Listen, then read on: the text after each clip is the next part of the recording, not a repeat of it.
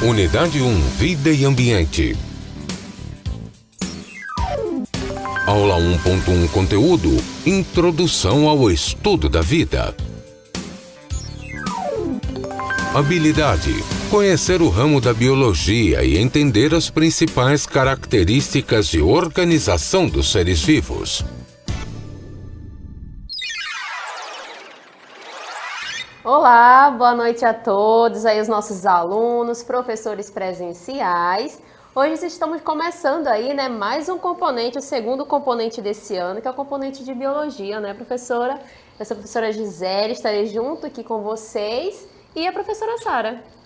Boa noite a todos os nossos professores, aos nossos alunos. Boa noite, professora Gisele. Boa noite. Bem, gente, olha, não é querer falar não, mas eu acho que é o melhor componente, não é não, Também professora? acho. Então vamos conhecer aí os nossos assuntos, vamos ver o que nós vamos estudar. Então olha aí, gente, como vocês já estão observando, na unidade 1 nós vamos falar sobre introdução ao estudo da vida. Então a gente já está vendo ali um pouquinho do nosso conteúdo, já vai começar hoje. E aí a gente vai vendo aí o que é a vida, não é? Quais são os critérios, as características dos seres vivos. Vamos continuar vendo os nossos conteúdos. Vamos lá, vamos dar uma olhada. A gente também vai falar sobre a base molecular da vida, sobre membrana plasmática, ok? Todos esses são os nossos assuntos. Vamos lá, vamos continuar vendo? Vamos passando. E na nossa segunda unidade, professora? Muito bem, né? Então esses foram os conteúdos da primeira unidade. Na segunda unidade, que é conservação e transformação, nós iremos estudar aí sobre os componentes do núcleo celular. Né? Então a gente observa aí os conteúdos estudados nessa série, nessa unidade, a gente observa lá atrás uma imagem que mostra pra gente ali o DNA, né? Que vocês vão estudar bastante sobre ele. Vamos observar o próximo conteúdo. Desvendando o código genético, divisão celular, respiração celular e fotossíntese. Então, a unidade 2 traz para a gente aí esses conteúdos relacionados principalmente aí com o nosso material genético. Muito bem, já na nossa terceira unidade, os nossos assuntos eles modificam um pouquinho, a gente vai falar do ser humano e também de saúde. Olha aí, vamos falar sobre o sistema respiratório, sobre o sistema digestório, sobre o sistema imunológico, mais sistemas também a gente vai falar, excretor, vamos lá, circulatório. E também a gente vai falar aí sobre o sistema nervoso, ok? E, claro, não podia faltar, não é sistema reprodutor. Muito bem. A nossa última unidade, unidade 4 de tecnologia, vamos falar sobre os métodos contraceptivos, vamos conhecer também aí as ISTs, né, infecções sexualmente transmissíveis, vamos conhecer algumas, discutir um pouquinho sobre elas, introdução à genética, a primeira lei de Mendel, biotecnologia e engenharia genética. Então, a gente trouxe aqui para vocês todos os conteúdos que nós iremos estudar no decorrer do nosso componente, que estão divididos aí nessas 4 unidades, tá? Muito bem, olha, a gente vai ter muita coisa para estudar, não é, professora? E a gente já vai começar. Vamos dar uma olhada aí no nosso desafio do dia. Um ser vivo é tudo aquilo que tem a capacidade de se reproduzir. E vai ser aquilo que tem célula, seja ele unicelular ou pluricelular. Bom, o ser vivo, ele pode ser protozoário, bactéria, algas, plantas e o próprio ser humano também. E o ser não vivo, eles são seres que são inanimados e que também podem fazer parte do nosso sistema, como a água, o solo, a chuva, o vento. Um ser vivo é todo aquele ser que tem a capacidade de se reproduzir e ele faz parte do ciclo de vida. Ele cresce, se desenvolve, ele se reproduz e morre. Exemplos de seres vivos são os animais, inclusive o próprio homem, bactérias, fungos e plantas. E seres não vivos são aqueles seres que estão presentes na natureza, mas eles não têm a capacidade de se reproduzir, como, por exemplo, os vírus. Um ser vivo é aquele que faz parte do ciclo da vida. Ele nasce, se desenvolve, reproduz e morre. Pode ser um ser pluricelular ou um ser unicelular. Nós, os seres humanos, somos um ser vivo. Os animais, fungos, plantas e dentre vários outros. Já Seres não vivos são objetos inanimados, como objetos que nós usamos no nosso dia a dia, cadeiras, mesas e a câmera que está aqui me filmando. E aí nós perguntamos para vocês, né, como podemos definir o que é um ser vivo? Né? Então a gente deixa aí para vocês essa pergunta e espero que vocês respondam, possam responder lá no final da nossa interatividade, de acordo com o que vai ser explicado aqui na nossa aula. Tá bom? Então, vimos aí nesse vídeo a participação de alguns alunos, eles falaram aí o que eles achavam do que é um ser vivo e a gente também vai querer saber de vocês, né? O que vocês acham, como é possível definir um ser vivo. Bom, então, como o nosso conteúdo, nosso componente de biologia está começando hoje, nós iremos aí iniciar a nossa aula falando um pouquinho sobre a biologia, né? A gente trouxe para vocês o significado desse termo. Então, observem aí que biologia é uma palavra que vem do grego, onde bios significa vida e logos significa estudo. E aí a gente vai observar que a biologia é o quê? É o estudo da vida. É o ramo da ciência que estuda a vida e todos os seres vivos da Terra. Então, a biologia tem um estudo bem abrangente. No final da nossa aula, a gente vai conhecer algumas áreas relacionadas à biologia. A gente vai perceber que ela vai estudar os animais, as plantas, os fungos, as bactérias. Tem várias áreas aí relacionadas à biologia, porque é justamente o estudo da vida. E aí, para falar da vida, para falar dos seres vivos, a gente vai observar as características dos seres vivos, né? O que vai definir aquele ser como um ser vivo. Então, vamos observar o que define um ser vivo, quais são aí as suas características.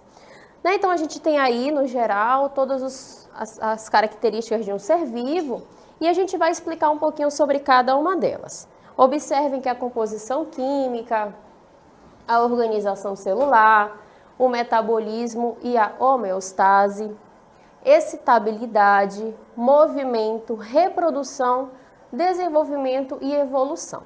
Né? Então, essas são algumas características que vai definir ali aquele indivíduo como um ser vivo. E a gente observa essa imagem de fundo, né, que mostra aí o desenvolvimento de uma planta, né, o seu desenvolvimento e seu crescimento.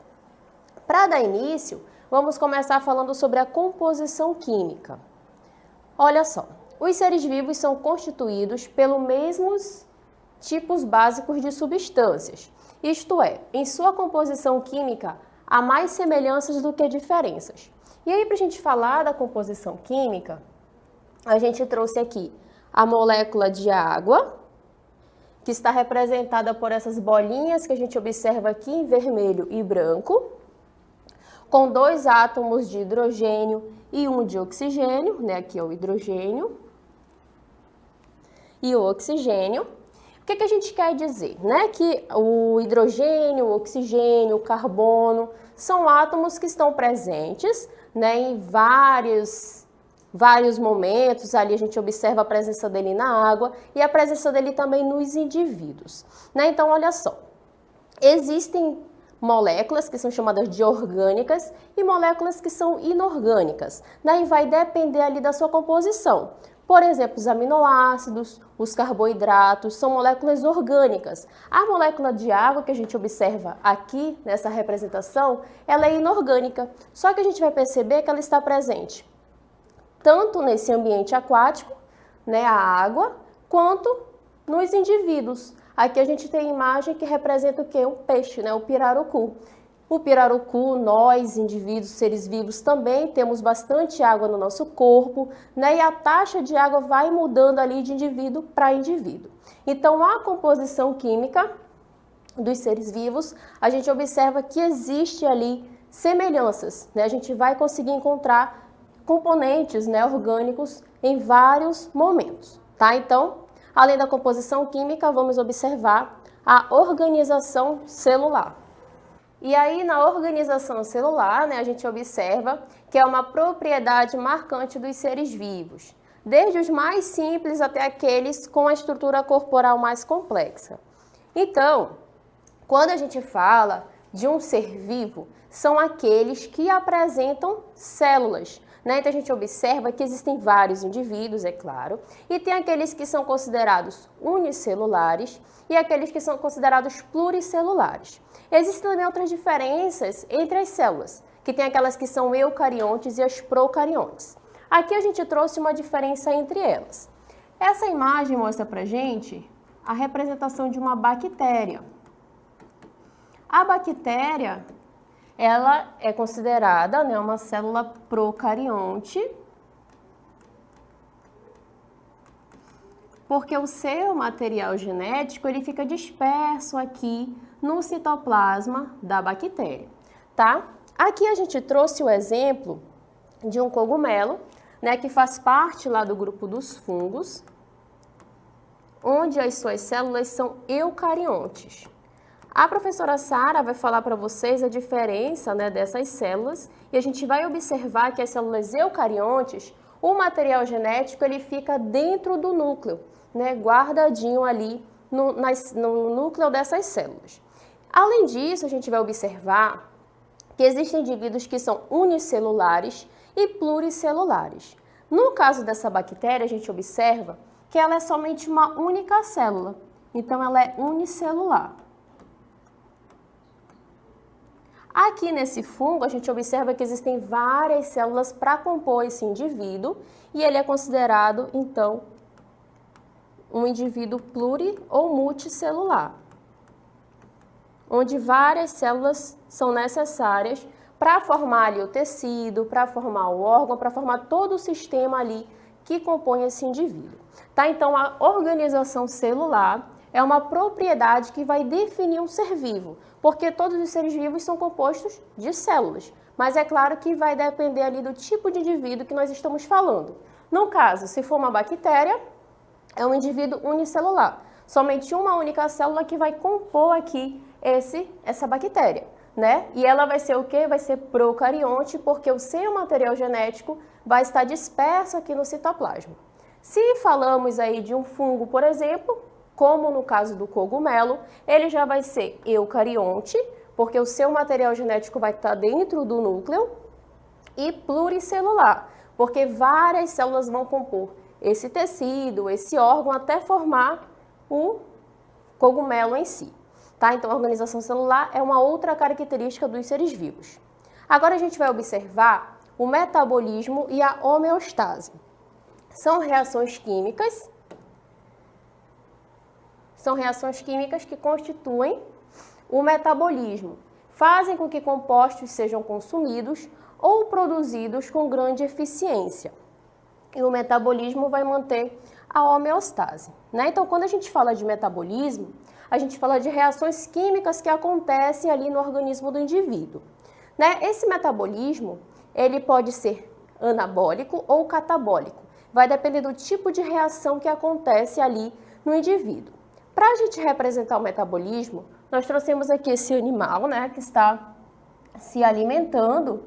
E a gente, quando nós ingerimos um alimento, por exemplo, né, nós estamos ali mastigando, digerindo esse alimento. Então, né, quando nós estamos falando de metabolismo, a gente está falando aí de reações químicas que acontecem no organismo dos indivíduos. E essas reações são importantes para o desenvolvimento, para o crescimento, para a reprodução desse indivíduo. Para a gente citar o exemplo do metabolismo, a gente pode falar do processo de digestão, né? Então, quando nós estamos nos alimentando, por exemplo, no processo de digestão acontece o quê? A quebra dos nutrientes. E essa quebra dos nutrientes é importante para a obtenção de energia do indivíduo. Então, o indivíduo vai ali obter a sua energia através dos nutrientes que são ingeridos através do processo de alimentação. Então, é o quê? O metabolismo que acontece e as reações químicas que estão acontecendo a todo momento no nosso organismo, tá? E aí o outro exemplo que a gente observa aqui é do animal ingerindo ali o seu alimento. Vamos observar uma outra característica, é a correlação entre forma e função. Então, a correlação entre forma e função está relacionada às estruturas e atividades. E cada componente vai apresentar ali a forma adequada às funções que executa. Né? Então, para a gente falar dessas formas e função, nós trouxemos aqui o exemplo dessa borboleta que está buscando ali o seu alimento naquela flor. E se a gente observar bem, o aparelho bucal dessa borboleta, ele tem esse formato sugador. Então, o formato desse aparelho bucal, ele é justamente adaptado para que ele consiga ali captar o néctar que está presente nessa flor. Então, a gente observa o quê? Que são as formas e as funções relacionadas para a adaptação daquele animal, para que ele consiga capturar o seu alimento, né? Então, a gente trouxe aqui o exemplo dessa borboleta, mas existem vários outros exemplos onde os animais vão se adaptando para conseguir capturar o seu alimento, por exemplo, tá bom? Então, existem essas formas e funções de acordo com cada indivíduo. Uma outra característica relacionada aos seres vivos é a excitabilidade. Olha só, que é a capacidade de perceber estímulos ambientais e reagir adequadamente a eles. E aí, para falar dessa característica, a gente trouxe aquela planta que é chamada de dormideira, né? Então, ela percebe aí aquele estímulo externo e, como forma de proteção das suas folhas, ela reage dessa maneira, né? Eu não sei se vocês já tiveram a experiência de passar por perto dessas plantas. Quando a gente toca nela, como a gente observa aí nessa imagem, ela vai se fechando, né? Então, essa é uma das características, porque ela vai perceber esse estímulo exterior, né, do ambiente, e aí, para se proteger, ela vai fechando as suas folhas, né? Ela vai reagir a essa situação. Existem outros tipos de percepção, né? Nós, por exemplo, nós conseguimos perceber o ambiente através dos nossos sentidos, através da visão, da audição, do tato. A gente consegue perceber ali tudo que está ao nosso redor. E é claro, além de nós, as plantas, todos os outros animais têm algum meio, algum estímulo para perceber o que está ali no seu meio, né? No seu ambiente. Tá bom? Vamos observar agora sobre o movimento. Os seres vivos, eles podem se movimentar deslocando o corpo todo ou parte dele. E aí a gente observa um processo de predação. Esse vídeo mostra pra gente uma cobra capturando um rato, né? Então a gente observa o movimento que ela realiza para capturar ali a sua presa. Então o movimento, ele é utilizado ali pelos animais como uma das suas características. Ele vai ser utilizado como meio de locomoção, os animais ali se locomovendo, nós nos locomovemos também. Então o movimento é uma característica do ser vivo e ele pode ser utilizado também para capturar ali sua presa, né? A gente observa ali o movimento que ela vai realizar, ela observou ali o rato, observou a sua presa e ela vai capturar, né, para obter o seu alimento. Reprodução e hereditariedade, né? Então, originar descendentes que apresentam ali características gerais de seus genitores, né? Então, a reprodução é uma outra característica e aí a gente observa a imagem de uma família de macacos, né? Então, a gente observa que na reprodução, uma das características é justamente originar descendentes, que vai apresentar aquelas características dos seus genitores. E aí, no caso, a gente observa a semelhança nessa família de macacos. Os seus filhotes são bem parecidos, justamente devido à troca, né, devido ao material genético que vem da geração anterior. Quanto à reprodução, existem dois tipos de reprodução. A reprodução sexuada e a reprodução assexuada. A diferença entre elas é que na reprodução sexuada tem a troca de material genético, onde geralmente vai ter o encontro de gametas masculino e feminino. O material genético, né, para representar ele, a gente trouxe aqui a imagem do que representa, né, o DNA. O DNA que está presente lá no núcleo das nossas células. No núcleo das células tem o DNA e é através do DNA que tem a definição das características dos indivíduos, né, que define ali a cor dos olhos, a cor dos cabelos, a estatura, entre outros. Tá? Então, o DNA, que está relacionado também com esse processo de hereditariedade. Por isso que tem as semelhanças com os nossos pais, né? Devido ao material genético que é trocado através do processo da reprodução sexuada. Quando os gametas se encontram, né? O gameta masculino com o gameta feminino, ocorre ali a troca desse material genético e aí um novo indivíduo é formado com características dos seus genitores. No caso da reprodução assexuada, não tem a troca de material genético. E aí a gente pode citar o exemplo das bactérias, né? As bactérias genéticas. As bactérias, elas, no caso da reprodução assexuada, o que acontece? Acontece o crescimento de uma bactéria, né? Ela vai crescendo e aí ela vai se dividindo em duas, né? Então é o que a gente chama de divisão celular, conhecida como mitose, né? No caso das bactérias, ela cresce, o seu material genético ele duplica, ela vai crescendo de tamanho e aí ela se divide. Nesse processo ocorre a reprodução assexuada. Não teve troca de material genético, mas no final ela tem ali dois indivíduos, duas bactérias no caso. Tem também um outro exemplo de reprodução assexuada, que é no caso do brotamento, que acontece ali com os poríferos, aquelas esponjas que vivem no mar, também tem esponjas de água doce.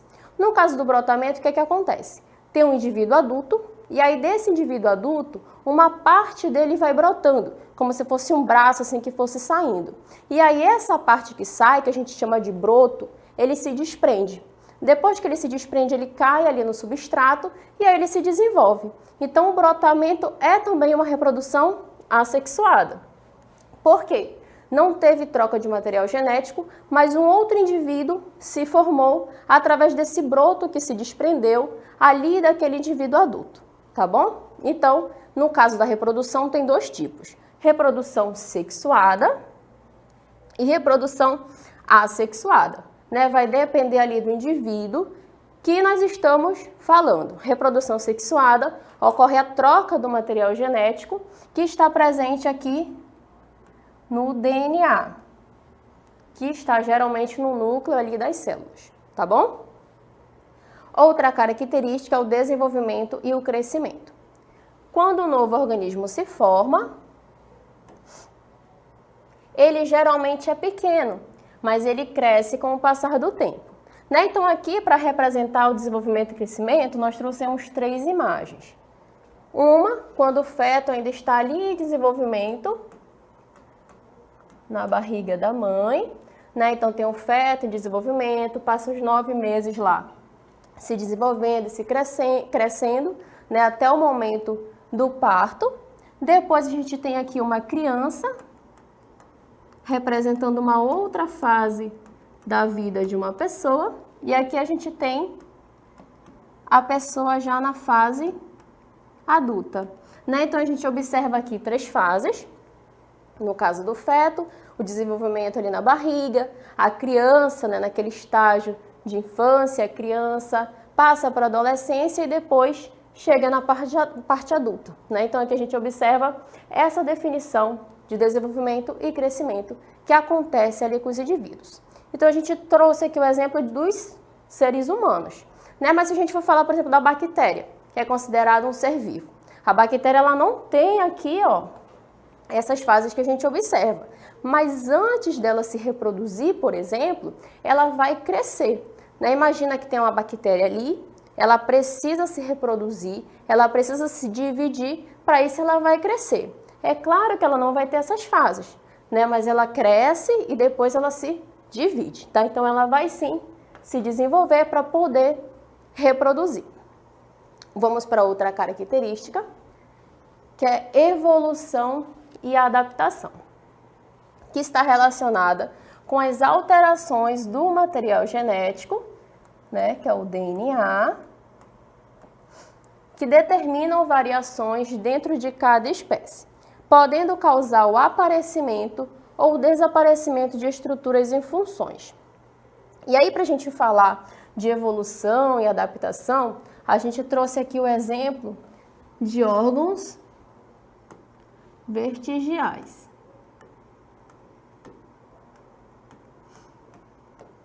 Aqui é uma imagem que representa uma baleia. E a baleia, ela tem um órgão vestigial, que é essa estrutura que está presente aqui, né, que está em destaque, que é justamente o fêmur e a pelvis. Fêmur e a pelvis são ossos que fazem parte o quê? Da perna. Né? Se a gente for observar ali, são ossos relacionados a essa estrutura aqui da nossa bacia e da nossa perna. No caso da baleia, ela não precisa de perna porque o que ela faz? Ela nada, né? Ela está ali no seu ambiente aquático. Então, acredita-se que esses órgãos vestigiais, no caso fêmur e a pelvis, são estruturas dos ancestrais da baleia, né? Aqueles animais que viviam ali no ambiente terrestre e que precisavam dessa estrutura para a sua locomoção. No caso da baleia que está ali no seu ambiente aquático, ela não precisa mais, né? Porque ela vai usar ali as nadadeiras para se locomover.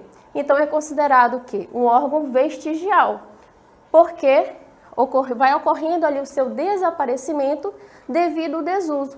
Ela não utiliza mais aquele órgão para realizar a sua locomoção. Quanto à adaptação, a gente trouxe aqui o exemplo do urso. Olha só, o urso ele vai apresentar estruturas para viver ali naquele ambiente. Ele vai apresentar bastante pelo, olha aqui, pelo, gordura, estruturas que auxiliam ele a viver num ambiente frio, né? Além disso, uma outra característica relacionada aos ursos é que no momento em que está aquele inverno rigoroso, eles hibernam, porque eles precisam ali guardar a sua energia, né? Então eles vão hibernar para tentar não gastar muita energia na caça, por exemplo. Tá? Então eles vão criando adaptações e estruturas de acordo com a sua realidade, de acordo com o seu ambiente, tá bom? Então vimos aí mais essa característica de evolução e adaptação, né? Na verdade nós vemos todas as características dos seres vivos. E além dessas características que definem ali um ser vivo, como nós vimos, né, a homeostase, a evolução, a presença de células no indivíduo, nós vamos ver como eles são organizados. Olha só, quanto à sua organização, a gente observa aqui, essa primeira imagem, que representa para a gente um átomo, né, o átomo que compõe todas as coisas que estão presentes aí no nosso universo. Logo abaixo, a gente observa aqui a imagem de uma molécula, né? Aqui a gente tem a representação de uma molécula de DNA, a mitocôndria, que é uma organela. Lá embaixo a gente tem a representação de uma célula que vai compor um tecido. Olha só. Depois do tecido a gente observa o órgão, né, que está representando ali o estômago, e a gente tem o sistema digestório nesse caso, e no final a gente tem o organismo por completo. Tá? Então, olha só, assim que é a organização dos seres vivos. A gente observa desde o átomo, que é aquela estrutura, né, que compõe ali tudo que está presente aí no nosso universo, e aí a gente observa a formação de molécula, a formação de organela, de células, todas as células ali unidas com a mesma função, ela vai formar um tecido, como a gente observa logo lá embaixo. O tecido, ele vai formar um órgão, e aí a gente tem um exemplo do estômago, que faz parte do sistema digestório. E os órgãos compõem o sistema, que nesse caso a gente tem um exemplo do sistema digestório, que faz parte ali do processo de digestão dos nossos alimentos. E todos os sistemas vão compor o organismo, né, que a gente observa lá no final, aquele indivíduo com todos os sistemas ali em funcionamento. E aí a gente vai observar agora uma outra animação que vai mostrar para a gente também esses níveis de organização. Vamos lá. Novamente a gente observa o átomo, a junção ali dos átomos formando as moléculas que formam as organelas, olha lá, as células, os tecidos. Aqui a gente observa um outro órgão, né? Lá a gente observou o estômago, que faz parte do sistema digestório. Aqui a gente observa um osso, que vai formar ali o sistema ósseo de um indivíduo. Depois vai formar um organismo, e aí, ó, vamos parar só um pouquinho? Aqui a gente tem o organismo lá em cima, e aí a gente observa já outras definições que estão relacionadas com o estudo da biologia, em especial a ecologia, né, que vai estudar a interação dos seres vivos. Então a gente observa que o conjunto, né, mais de um organismo, vai formar uma população, né? Então a gente observa aqui que logo depois do organismo a gente tem uma população. Depois a gente observa a comunidade, que é a interação entre populações diferentes. Logo abaixo de comunidade, a gente observa o ecossistema, que é a interação desses indivíduos, né, dessas comunidades, dessas populações, com o ambiente, com a água, com o ar, com o solo. Vamos continuar.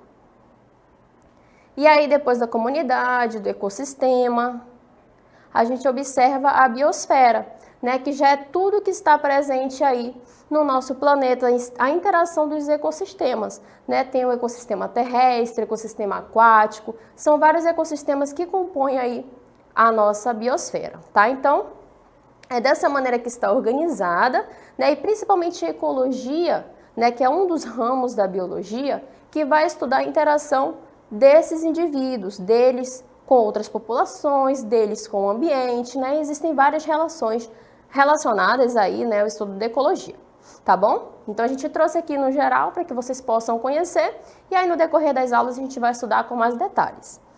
Além disso, nós trouxemos também, né, como a biologia abrange aí várias áreas, vamos observar algumas áreas relacionadas à biologia. Muito bem, então a gente tem aqui as áreas da biologia, né? Então a gente observa que ela estuda várias coisas. Aqui a gente inicia com a citologia, que está lá no cantinho. A citologia é o estudo das células, né? Então cito vem de células e logia de estudo das células. Histologia, aqui ao lado, é o estudo dos tecidos, né? Então tecidos, que é justamente, né, a junção ali de células que formam tecidos. Então a histologia vai estudar os tecidos presentes ali nos organismos. A anatomia, que a gente observa logo ali embaixo, né, os órgãos que compõem ali um indivíduo, né, a fisiologia, de que maneira esses órgãos funcionam. A embriologia, a gente observa aqui, né, o estudo desse estágio aqui mais embrionário do indivíduo. Vamos continuar. Olha lá. A gente tem a botânica, né, que vai estudar ali as plantas, o seu desenvolvimento, né, as espécies que fazem parte ali, as plantas que fazem parte ali da botânica, como elas se desenvolvem, se reproduzem. A zoologia, né, que vai estudar ali os animais, né, zoo vem de animais. Genética, logo ali embaixo, vai estudar justamente aquele material genético, né, a biotecnologia, entre outros. E a ecologia, que é o estudo da casa, né, de que maneira ocorrem essas interações entre os indivíduos, essas relações entre os indivíduos com o ambiente também. Tá? Então, nós podemos conhecer aí algumas áreas da biologia, existem outras, né, uma área, a biologia estuda bastantes ramos, esses foram alguns que a gente trouxe para vocês conhecerem um pouquinho. A sua aula continua no próximo vídeo.